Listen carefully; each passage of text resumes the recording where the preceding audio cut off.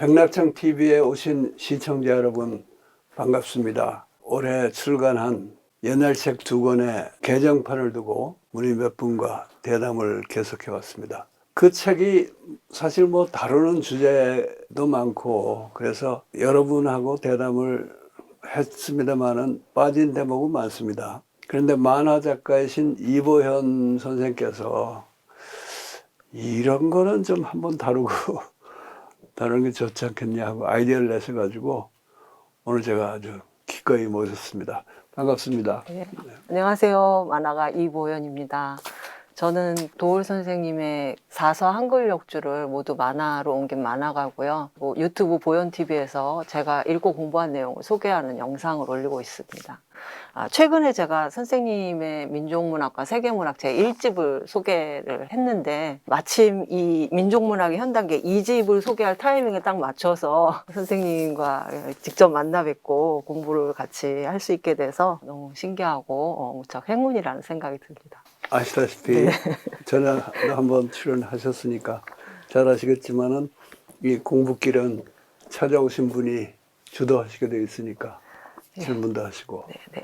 1980년에 선생님께서 쓰신 글인데요. 6년 만에 서울대 영문과에 복직하면서 쓰신 영문학 연구에서의 주체성 문제라는 글을 먼저 읽어봤는데요. 민족문학의 현단계 2부에 실려있는 글인데 여기에서 중국의 학문만 학문으로서 연구할 줄 알던 이제 한반도 지식인들이 서양의 문학을 그것도 좀 사대부들이 천시하던 소설이라는 분야를 학문으로 이제 처음 받아들이기 시작한 것은 우리 역사에 있어서 특정한 시점과 특정한 상황과 연관이 있다 이렇게 밝혀주셔서 저도 환기가 됐는데요. 그러면서 이 외국 문학인 영문학 연구를 어떻게 하면 주체적으로 연구할 수 있을까 그런 고민을 이 글에 쓰셨더라고요. 근데 연구자뿐 아니라 사실 독자 입장에서도 영문학이나 이제 외국 문학을 읽을 때 주체적으로 받아들이고 싶고 주체적으로 읽고 싶고 정리하고 싶은 욕구가 있거든요. 그런데 어떤 거를 기준으로 해야 될지 그런 기준 자체가 좀 없었던 것 같아요. 그래서 굉장히 좀 막연하고 그랬었는데 여기서 선생님께서 그 영문학과 관련해서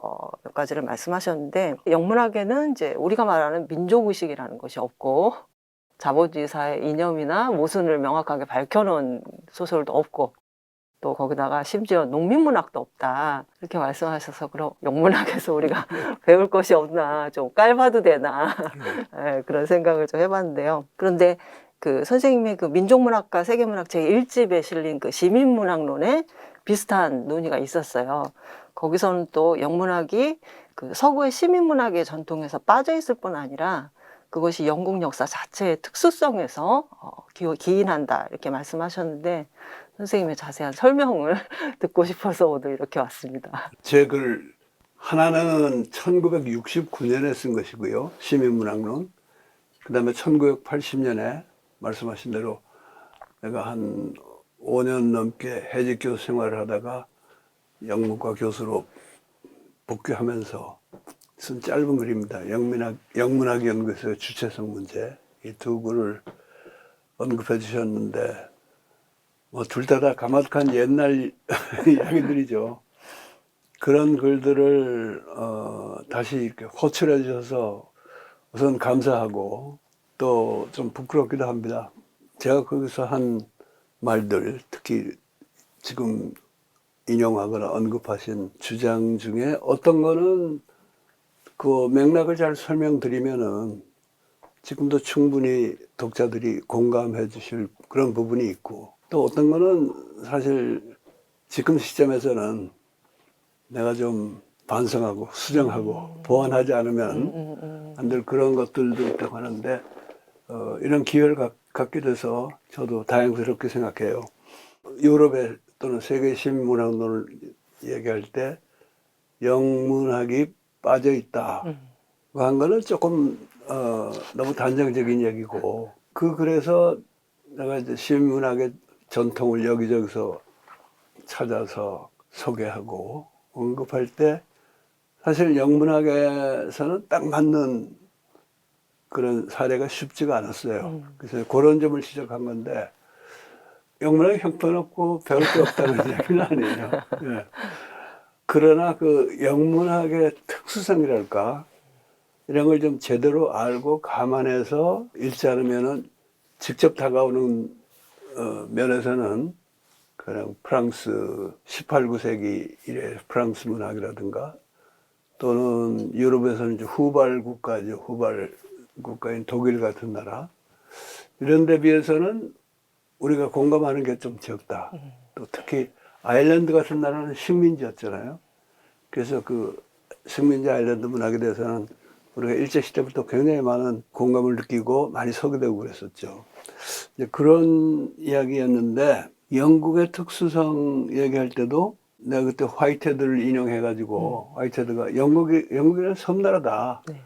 이걸 잊어버리면 안 된다. 그러니까 대륙과는 좀 이렇게 떨어져 있는 변두리 지역이라는 점, 그것도 또 섬나라는 점, 여기서 오는 특수성이 있다 하는 얘기를 했는데요.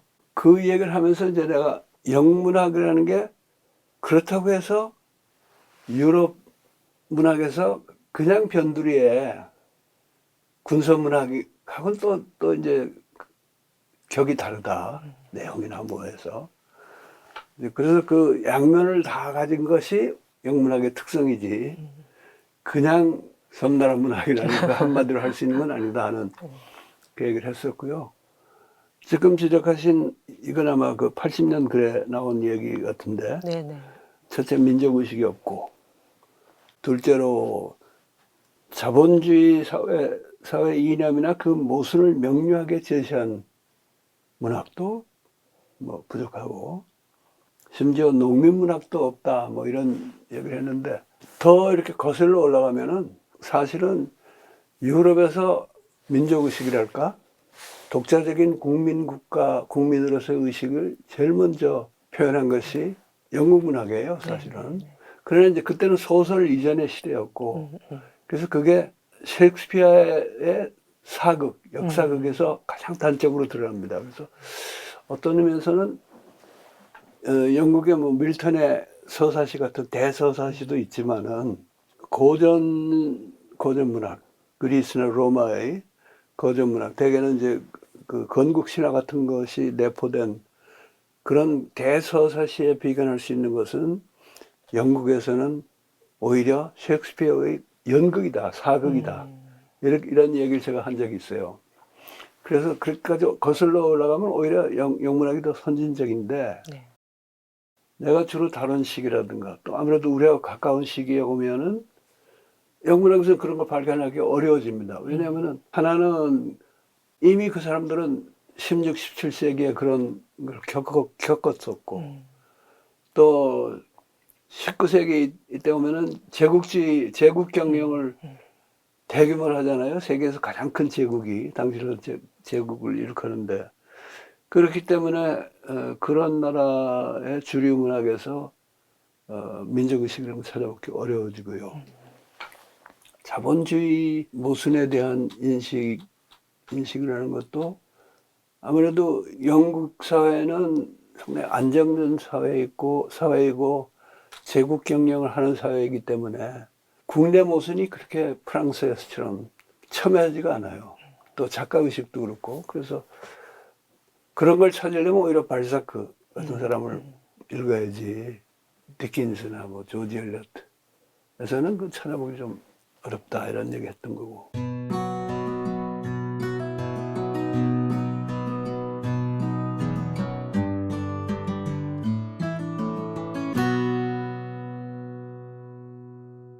농민문학이 없는 것도 그렇습니다. 영국이 산업혁명을 제일 많이 했고 제일 발전된 공업사회였고 또 농촌에서도 못 사는 인구들이 식민지로 탈출할 그런 출구가 열려있는 사회이기 때문에 우리가 생각하는 그런 농민문학이 나올 여건이 불비했다 그럴까? 그렇거든요. 그래서 가령 조지 엘리엇 같은 소설가를 보면 농촌 얘기는 많이 나와요. 시골 얘기는 많이 나오고 그 시골 사람들을 굉장히 따뜻하게 그리고는 있지만은 주인공이 거기서 나와가지고 이야기를 이끌고 가고 그런 경우는 없거든요. 네. 그래서 예를 든 것이 토마스 하디 정도가 영국에서 농민 문학에 해당되지 않겠냐. 물론 더 군소 작가는 더 많이 있지만은 대가급에서는 그 정도일 거다. 이제 그런 얘기를 했던 거죠. 지금 시점에서 자본주의 사회 이념이나 그 모순을 명료하게 제시하기로는 오히려 프랑스 문학 같은 게 더 앞서 있다 하는 얘기가 일면으로 맞는데, 그런 진단 자체가 나는 지금 돌이켜보면은 일종의 유럽 중심주의에 젖어 있었다고 봐요. 스스로 이제 반성하기를. 네, 네. 왜냐하면 유럽을 세계의 중심이라고 생각하면은 그 당시에 그런 선진적 사상이나 문해의 중심지는 프랑스였습니다. 영국이라기보다는. 그런데 유럽을 중심으로 생각하지 않으면은 프랑스도 결국은 유럽 중심주의라는 그게 국한된 하나의 문학이고, 그렇게 보면 사실은 제국 경영을 해서 얼핏 봐서는 그런 모순이 덜 드러나지만은 이 유럽 중심의 세계 전체에 대해서 새롭게 생각한 영국의 가령 뭐 조셉 콘라드라든가, 그 다음 한 세대 후에 D.H. 로렌스 같은 사람, 그런 사람이 오히려 더 중요할 수 있지 않느냐 하는 생각을 하게 됐고요. 아, 네.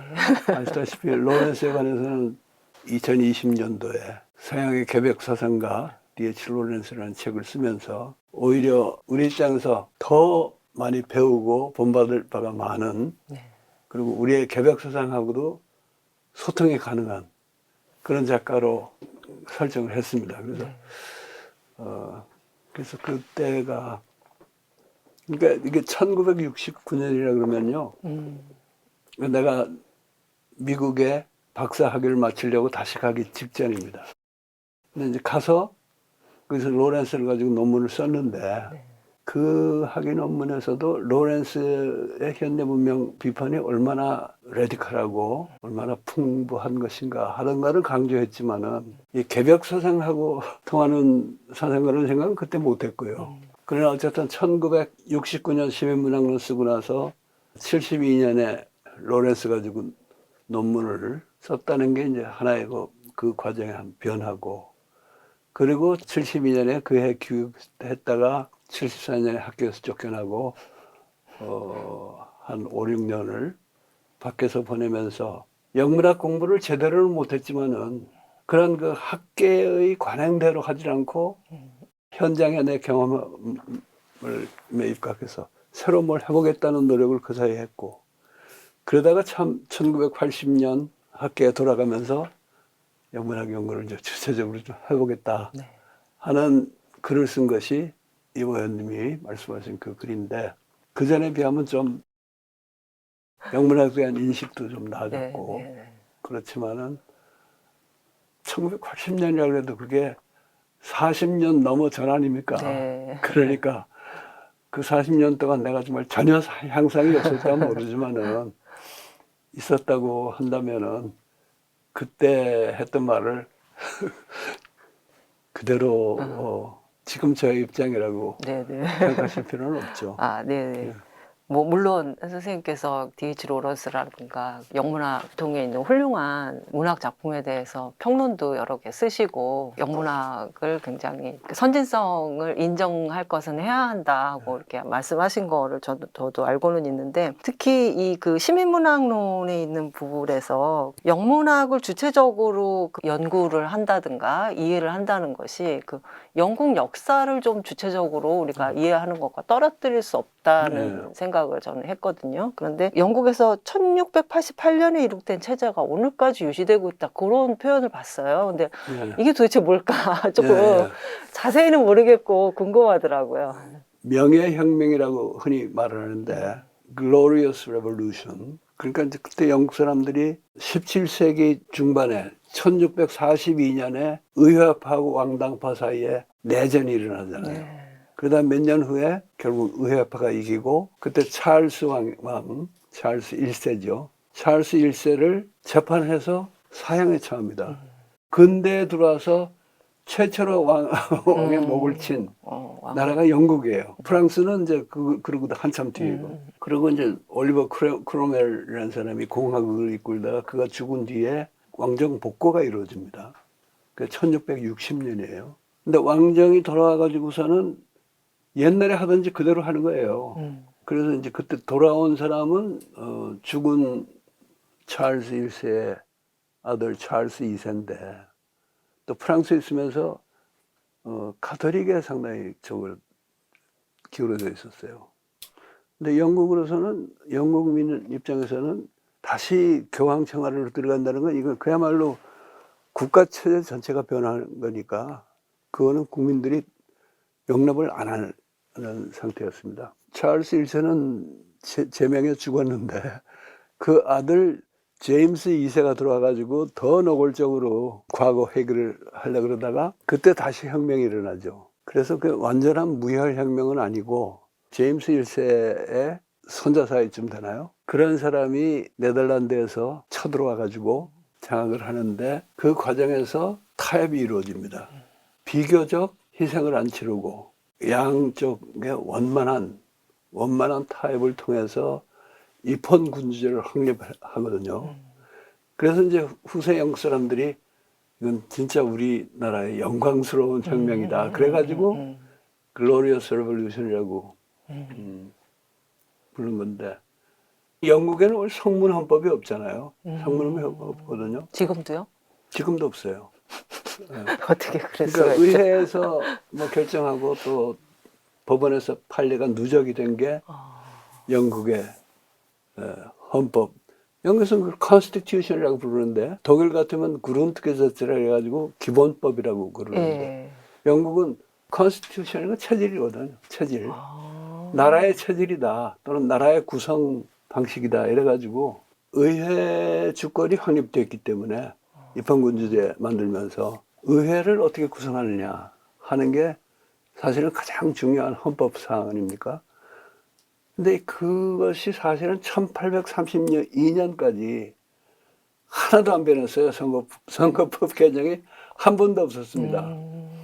그러다가 1832년에 처음으로 선거법 개정이 이루어지고 우리나라 치면 개헌을 한 셈이죠.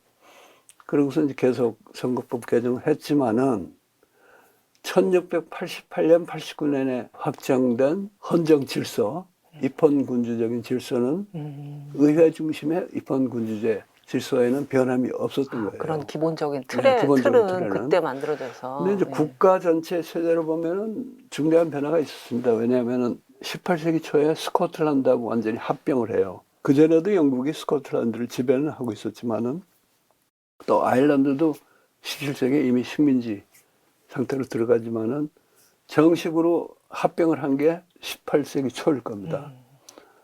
그러다가 또 20세기 들어와가지고는 아일랜드가 독립을 하면서 아일랜드 전체를 독립시켜주지 않고 북아일랜드를 떼어내가지고 북아일랜드와 브리튼의 연합 왕국이라는 걸 만들잖아요. 지금도 국호가 유나이티드 킹덤 아닙니까? 네네. 이제 그렇게 됐으니까 그런 거는 국가 체제의 중대한 변화들이죠. 최근에 더 또 중요한 변화는 이 유나이티드 킹덤이 유럽 연합에 들어갔다가 네. 브렉시트를 하면서 뛰쳐나왔잖아요. 네네. 이제 여기서 온갖 지금 혼란과 문제가 생기고 있습니다. 그 중에 하나는 스코틀랜드나 북아일랜드가 전부 브렉시트에 반대했어요. 네. 왜냐하면 그들은 유럽 전체하고 소통하고 교류하고 그렇게 살고 싶지 무슨 잉글랜드가 왕년의 영광을 회복하고 이런 데 관심이 없었거든요. 그렇죠. 예.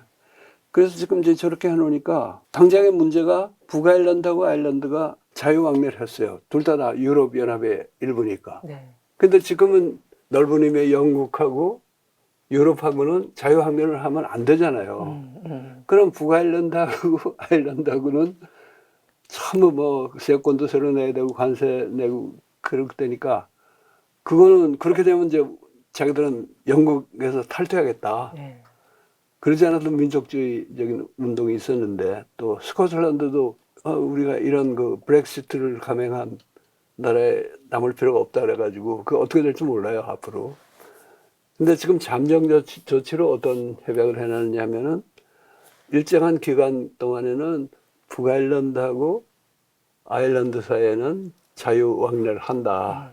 이렇게 만들어 놨는데 그러니까 유럽 입장에서 보면은 영국이 뛰쳐나갔는데 뒷문을 열어준 거예요. 예? 우리 집 드나들게. 그러니까 국가 체제의 변화는 많이 있었는데 잉글랜드 의회의 주권이라든가 그게 중심이 된 헌정 질서는 지금도 유지되고 있다고 봐야죠. 앞으로도 안 바뀔 것 같은데요. 근데 앞으로 저게 안 바뀔 수는 있지만은 점점 더 이제 기능 부전에 빠질 겁니다. 그러니까 영국은 참 앞으로 어떻게 될지 그러네요. 모르겠어요. 좀 구심점이라고 할 수 있었던 여왕도 죽고 난 마당이라 조금. 예, 그러니까 여왕이 죽으면서 또 왜 우리가 아직까지 군주제를 해야 되느냐 네. 하는 얘기도 새로 나오고. 영국의 그런 체제가 그 1688년 체제가 무너진다는 것은 군주제가 폐지되는 정도의 변화 그런 거를 그런 의미하는- 변화도 있을 수 있고 스코틀랜드나 북아일랜드가 이탈하는 상황도 올 수 있고요. 지금은 영국은 결코 안정된다라고 볼 수는 없어요. 민족문학의 현 단계 2부를 읽으면서 선생님께서 이제 83년에 쓰신 한국에 있어서 미국의 의미라는 글을 감명 깊게 읽었는데요. 여기서 한국에 있어서 미국의 의미를 묻는다는 것은 이 시대의 삶 자체의 의미를 묻는 것만큼이나 막연하고 거창한 일이다. 이렇게 말씀하셨는데 뭐 지금도 여전히 미국의 의미를 묻는다는 것은 우리에게 있어서 굉장히 중요하다고 생각이 되는데요. 근데 선생님 글의 특이한 점은 개화기부터 시작된 미국과의 관계를 역사적인 관계뿐만이 아니라 그것이 이제 미국이라는 존재가 우리 문학 작품에 어떻게 나타났나 그거를 말씀하셔서 굉장히 흥미롭게 읽었는데요. 특히 우리나라 최초의 신소설이라고 우리가 교과서에서 배웠던 이인직의 혈의누를 네. 책에 인용을 하셨어요. 혈의누는 이 청일전쟁 시기에 그 청나라 군사들이 약탈을 하고 여성들을 겁탈하는데 이 옥년이라는 주인공이 일본군한테 구원이 된대요. 네. 그래서 일본군 군의관에게 치료를 받고 일본으로 건너갔는데 거기서 또 다시 이제 미국으로 유학 갔다는 뭐 그런 얘기래요. 거기서 이제 옥년이가 구씨라는 남자를 만나서 결혼 이야기가 나오는 장면을 제가 한번 읽어보겠습니다. 네.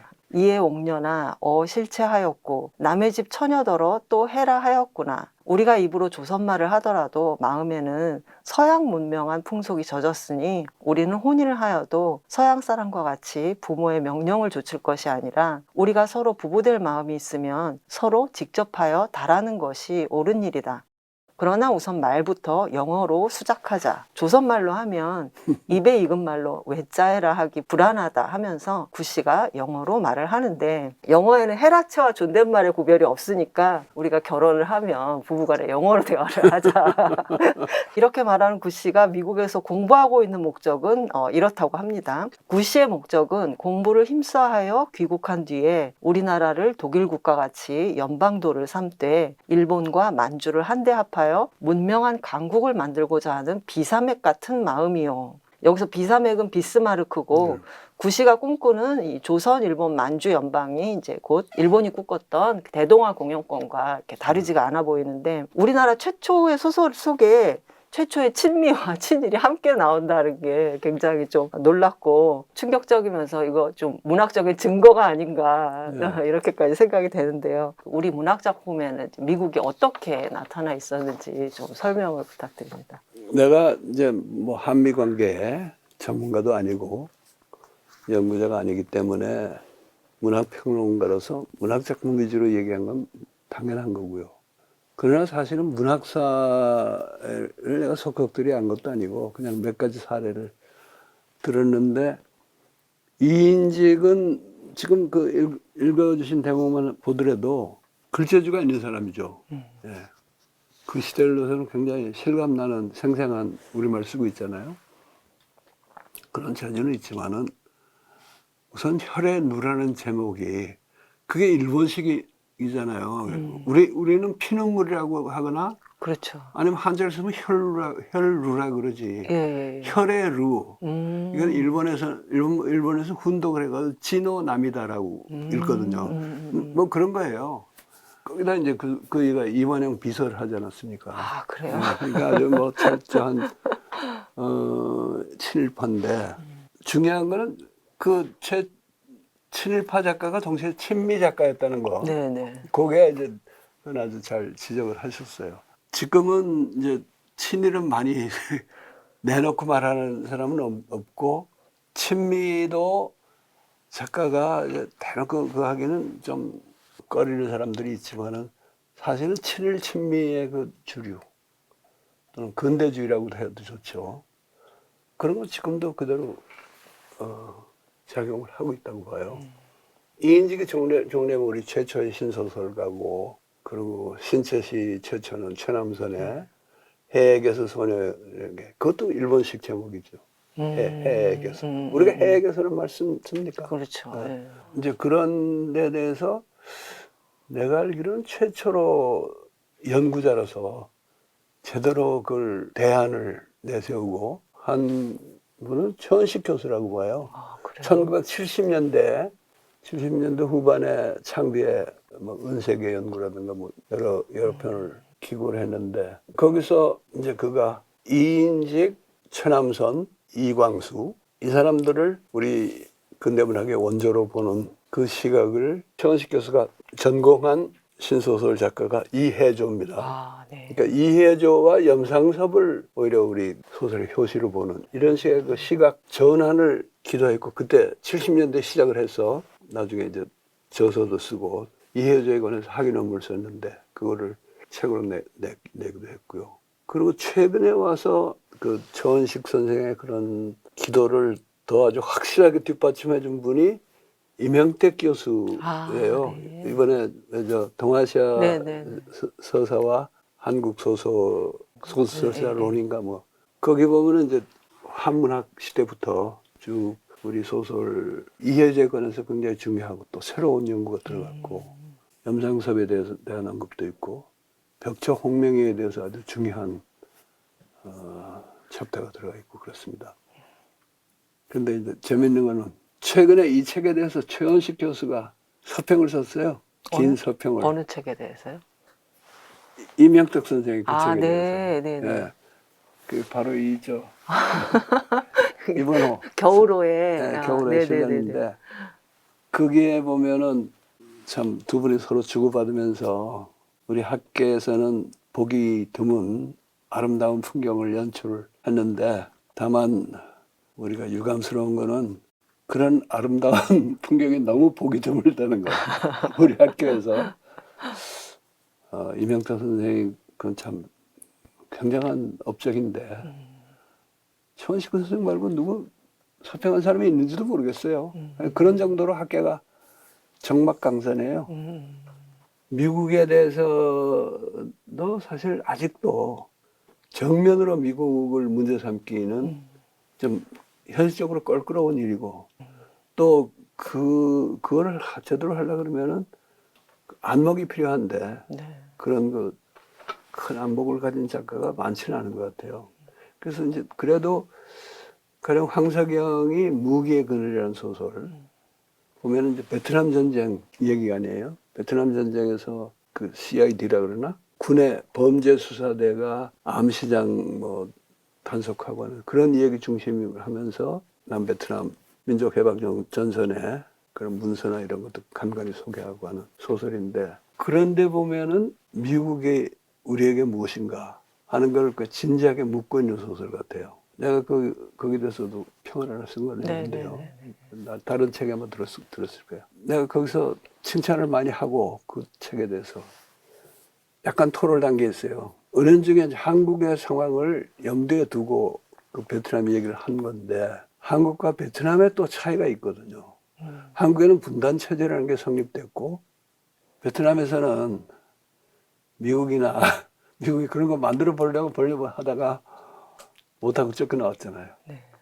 그래서 그런 근본적인 차이가 있는데, 너무 그런 민족 해방의 논리에 치우쳐서 남한의, 한국의 또는 한반도의 특성을 더 이렇게 충분히 깊이 있게 보지를 못한 것 같다.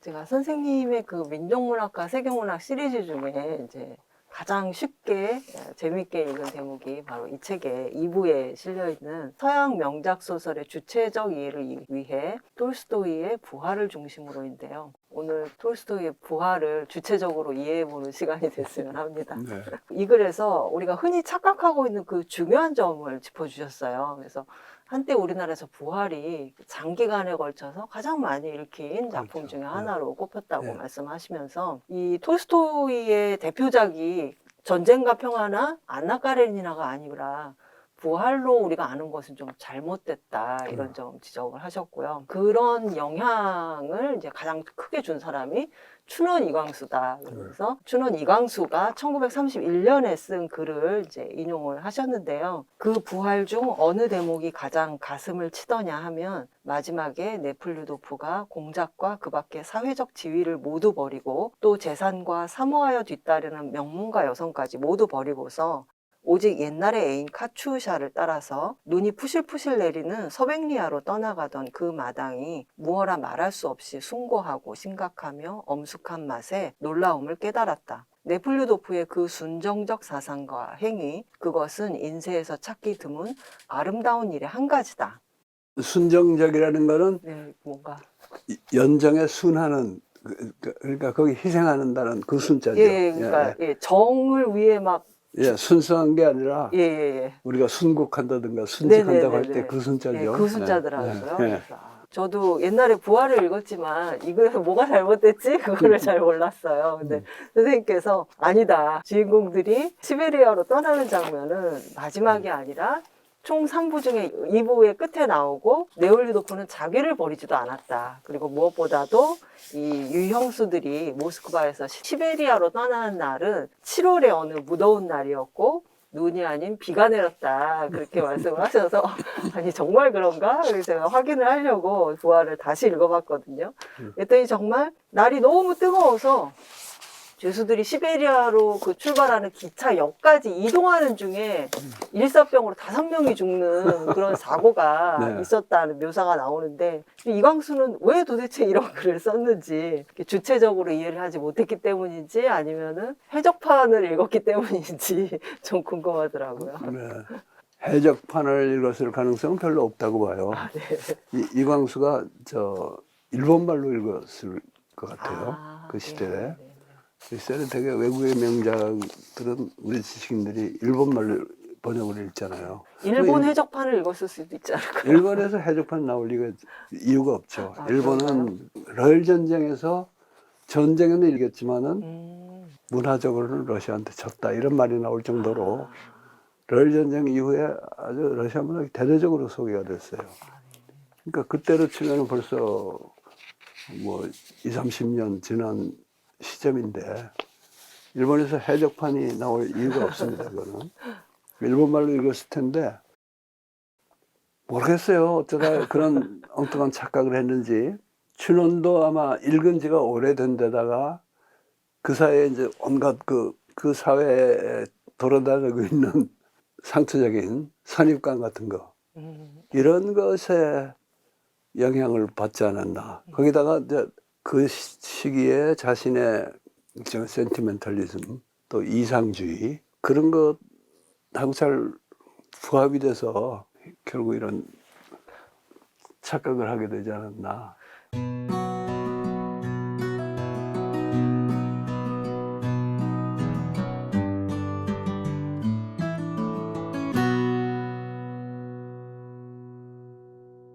근데 이상한 게 이광수만 부활을 읽은 게 아니라 그 당시에 우리 그 현역으로 활동하고 있던 많은 작가들이 러시아 문학을 굉장히 좋아하고 뭐 러시아어를 배울 정도로 많이 좋아했다고 알고 있는데 이걸 지적한 사람이 없었나요?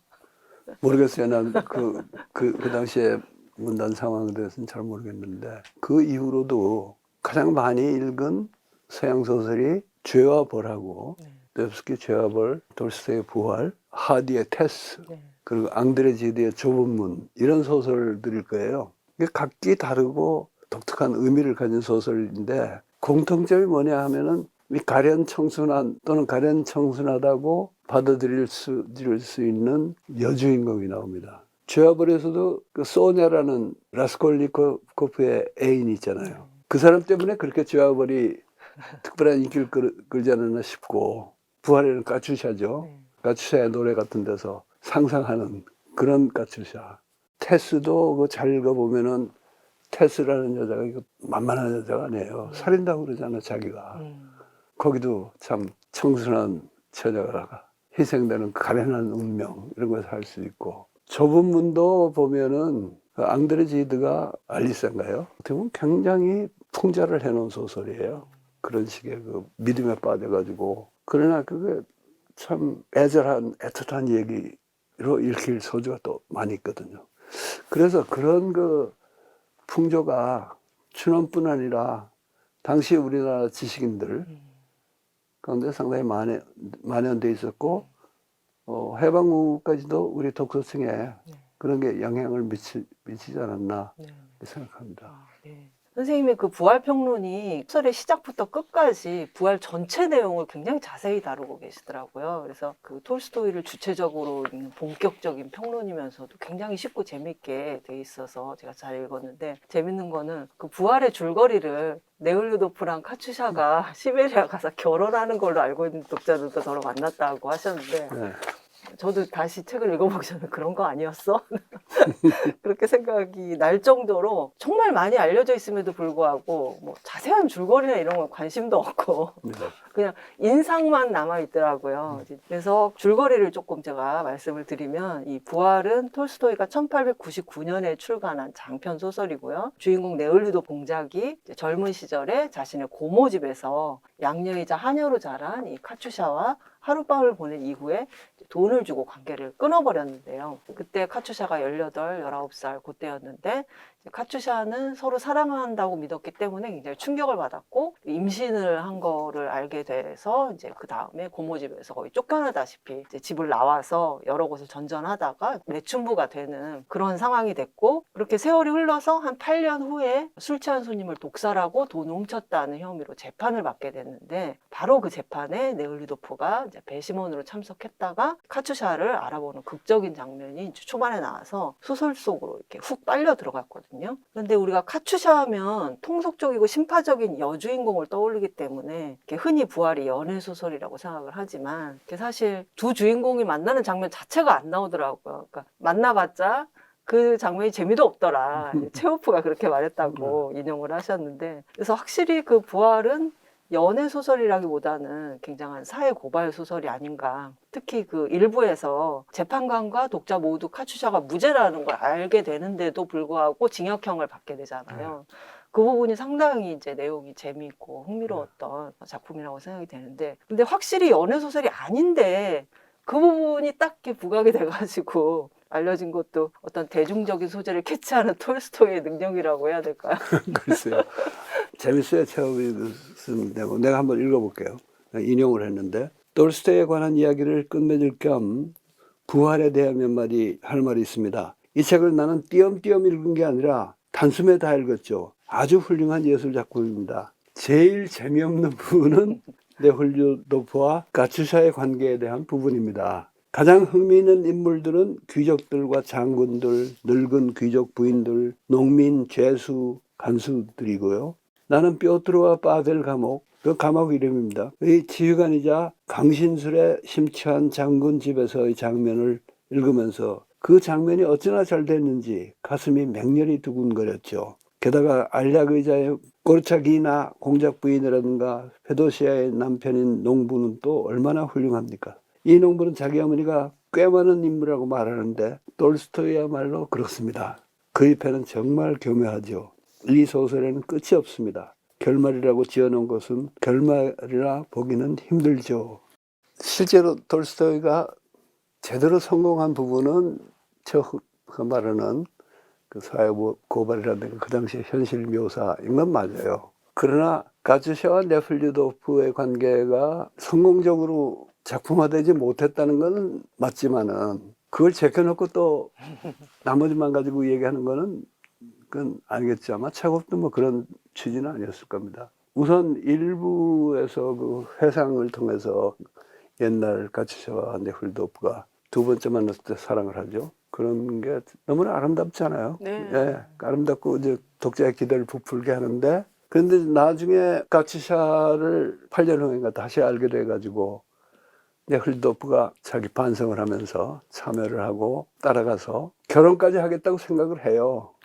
근데 그건 말이 안 되죠. 네. 그건 정말 그건 좀 너무 낭만적이고 현실성이 없는 거기다가 톨스토이라는 사람이 그런 그 센티멘탈한 그게 휘둘릴 작가가 아니잖아요. 그러니까 나중에 가만히 읽어보면은 네훌도프가 사실은 까치샤하고 결혼할 생각이 별로 없다는 게 네. 여기저기 드러나요. 네. 그런데 가츠샤는 사실은 네훌도프를 다시 사랑하게 돼가지고 저 사람이 날하고 결혼하자 그런다는 걸 내가 덜컥 받았다가는 우리 둘이 다 불행해질 뿐이다. 자기는 다른 사람을 사랑합니다 하고서 헤어지잖아요. 네. 근데 그 다른 사람, 다른 죄수는 까치샤를 진심으로 사랑을 하기 때문에 그 둘은 결합하면 아마 잘 살 거예요. 네. 그러니까 그런 건 잘 됐는데 이 네훌리도프는 그런 경우에 내가 반성한답시고 까치샤와 결혼하고 하겠다는 건 그건 또 하나의 망상이다. 이런 걸 깨닫고 더 깊이 반성을 한다든가 뭐 그런 게 있어야 되는데 그건 없어요. 까치샤는 오히려 처음에 네훌리도프가 당신 따라서 결혼하겠다 그러니까 소리 지르잖아요. 네. 요즘 말로 하면 2차 가해다 그거는. 당신이 무슨 양심의 가책을 면하려고 그런 식으로 나한테 나를 이용하려고 그러냐고 화를 내는데 근데 훌리도프는 끝까지 왔다 갔다 하다 보니까 재미가 없어지는 건 사실이지만은 까츠샤와 네훌도프의 관계가 역시 소설의 중심에 있는 건 틀림이 없고요. 그 이야기 자체는 성공적으로 처리 못했지만은 그 과정에 체홉이 칭찬하는 돌스토이의 정말 그 꽤 많은 노인네의 기량이 한껏 발휘돼 가지고 부활이 정말 훌륭한 예술 작품이 되는 건 맞는 것 같아요. 근데 그 방금 말씀하신 그 네올리도프가 결혼을 하겠다는 좀 그런 생각으로 유형지까지 쫓아오는 훌륭한 행동을 하는데 사실은 그게 사랑 때문에 내가 정말 그 사랑이 다시 생겨나서 결혼을 하겠다는 게 아니라 좀 위대한 희생을 한번 해보겠다. 좀 죄책감도 덜고 여기 무슨 표현이 나오냐면 그는 자기를 위해서가 아니라 그녀를 위해서 또 신을 위해서 사랑하는 것이었다. 신을 위해서 그녀를 위해서 결혼을 하려고 하는 거니까 숭고한 희생을 하려고 했던 것 같아요. 네, 선생님께서 아까 그런 이유 때문에 네올리도프의 경우에 부활 미수 사건이다 그렇게 말씀을 하셔서 굉장히 재밌는 표현이라고 생각하고 제가 좀 많이 웃었는데 곰곰이 생각을 해보면 네올리도프는 처음부터 사랑한다고 하지 않고 결혼을 하겠다고 한 거잖아요. 그리고 숭고한 희생을 하겠다고 했고 그렇다면은 그런 결혼이 불행하게 끝날 거라는 거는 카츄샤도 알고 모두 다 알기 때문에 그리고 본인도 이제 카츄샤를 마지막 연애를 할 때 나는 살고 싶다. 아이를 갖고 싶고 가정을 갖고 싶다 이렇게 생각을 하잖아요. 그때는 좀 꼴보기 싫었는데 그러니까 그 자기 부류의 어느 귀족 집안에 초대받아 가지고 거기 단란한 가정의 모습을 보면서 나도 참 저렇게 살고 싶다 하는 마음이 나죠. 그런 걸 돌스토이가 참 가차없이 집어내는 게 돌스토이의 위대한 면이죠. 근데 그거는 진짜 어쩔 수 없는 거잖아요. 네, 그렇죠. 네, 어쩔 수 없고. 근데 그렇다고 또 네홀도프가 완전한 미선자는 네, 아니에요.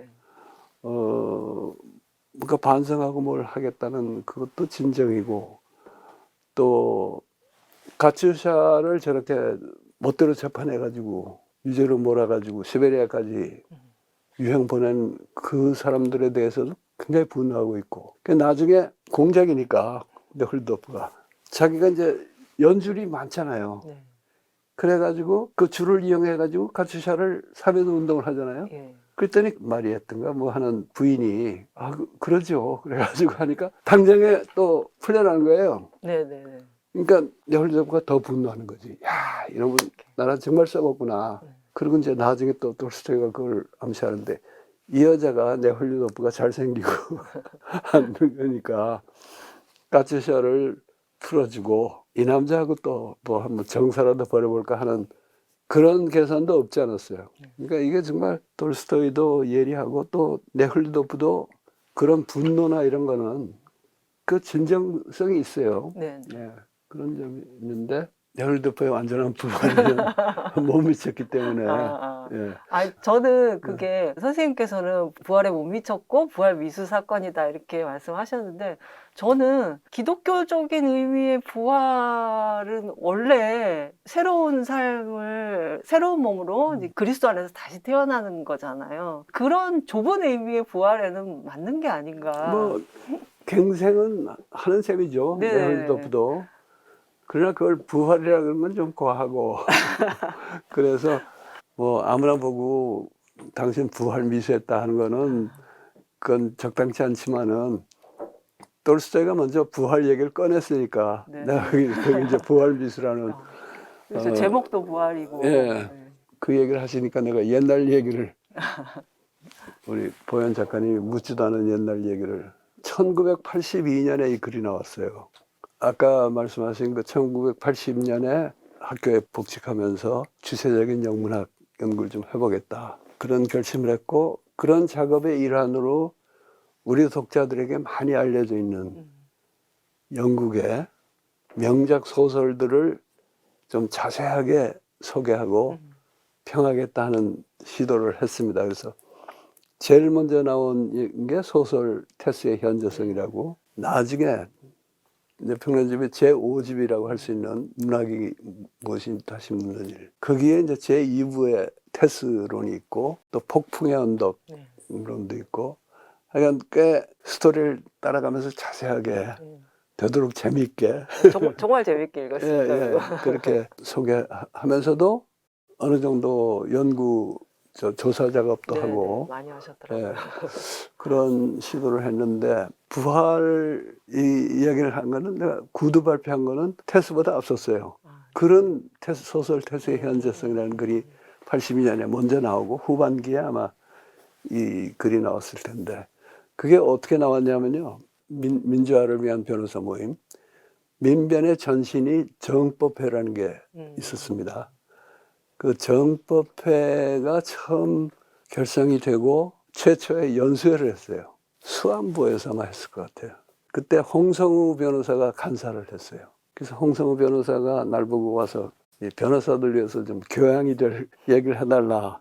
그때 노무현 변호사도 왔는데 내 기억에 남는 거는 빨간 스포츠카를 몰고 왔어요. 누가요? 노무현 씨가 81년이었을 거예요. 그 수안부 모임이. 빨간 스포츠카를 몰고 와가지고 발언을 하는데 발언은 또 굉장히 격정적이에요. 내가 그때 이제 생각을 하기를 야, 이 변호사들도 내용을 잘 알고 재미있게 들을 수 있는 뭐가 없을까 하다가 부활을 부활 얘기를 하겠다. 그래서 이제 부활 얘기를 그때 했고 이듬해 글로 정리해서 낸 건데 그때 부활 미수라는 얘기를 했더니 그때 내 아내도 같이 갔었는데 굉장히 재밌었어요.